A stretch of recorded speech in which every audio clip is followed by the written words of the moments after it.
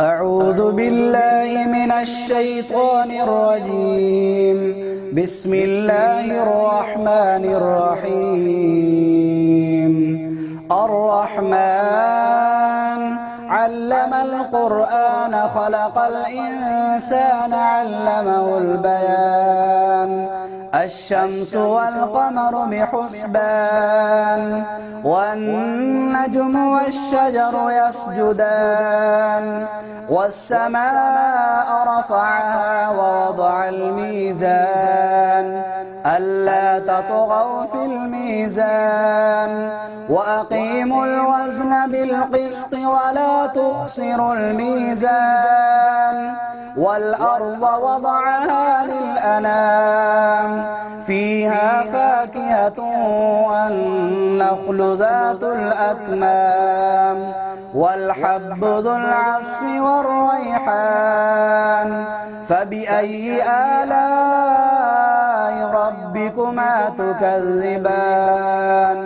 خلق الإنسان من صلصال كالفخار وخلق الجان من مارج من نار فبأي آلاء ربكما تكذبان رب المشرقين ورب المغربين فبأي آلاء ربكما تكذبان مرج البحرين يلتقيان بينهما برزخ لا يبغيان فبأي آلاء ربكما تكذبان يخرج منهما اللؤلؤ والمرجان فبأي آلاء ربكما تكذبان وله الجوار المنشآت في البحر كالأعلام فبأي آلاء ربكما تكذبان كل من عليها فان ويبقى وجه ربك ذو الجلال والإكرام فبأي آلاء ربكما تكذبان يسأله من في السماوات والأرض كل يوم هو في شأن فبأي آلاء ربكما تكذبان سنفرغ لكم أيها الثقلان فبأي آلاء ربكما تكذبان يا معشر الجن والإنس إن استطعتم أن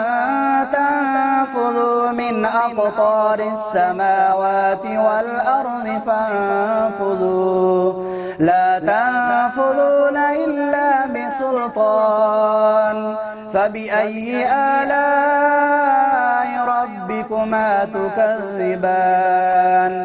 يرسل عليكما شواظ من نار ونحاس فلا تنتصران فبأي آلاء ربكما تكذبان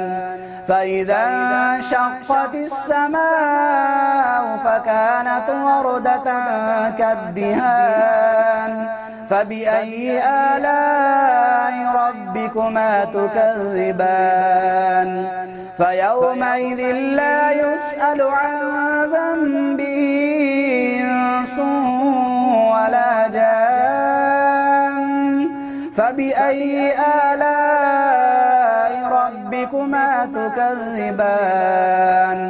يعرف المجرمون بسيماهم فيؤخذ بالنواصي والأقدام فبأي آلاء ربكما تكذبان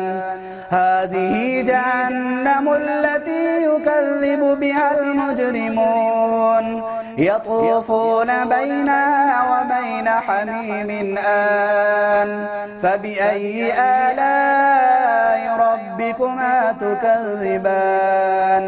ولمن خاف مقام ربه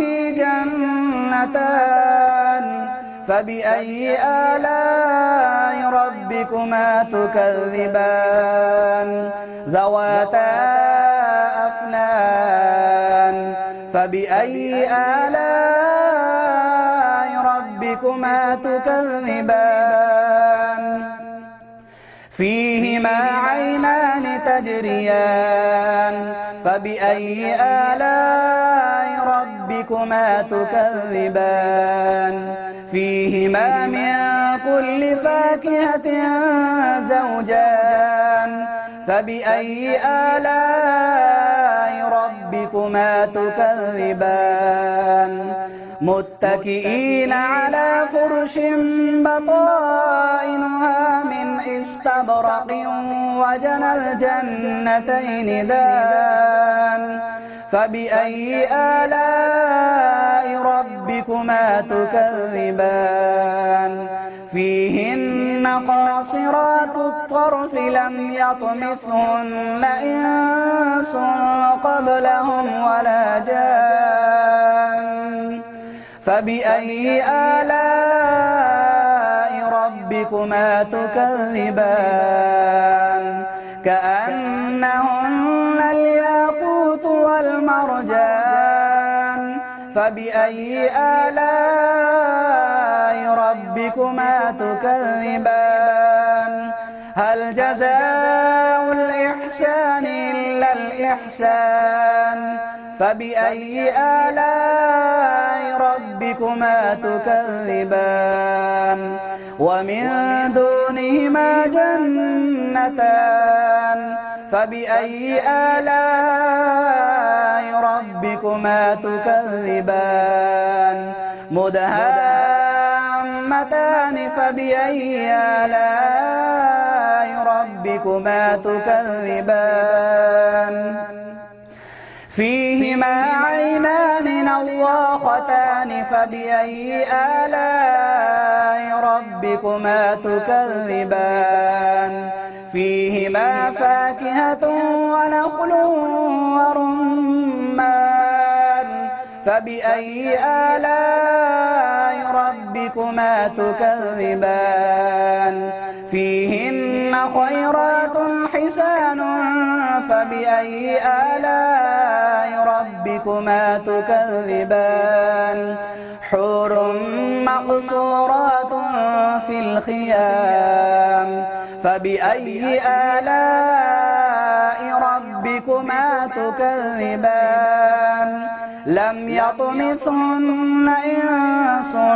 قبلهم ولا جان فبأي آلاء ربكما تكذبان متكئين على رفرف خضر وعبقري حسان فبأي آلاء ربكما تكذبان تبارك اسم ربك ذي الجلال والإكرام صدق الله العظيم.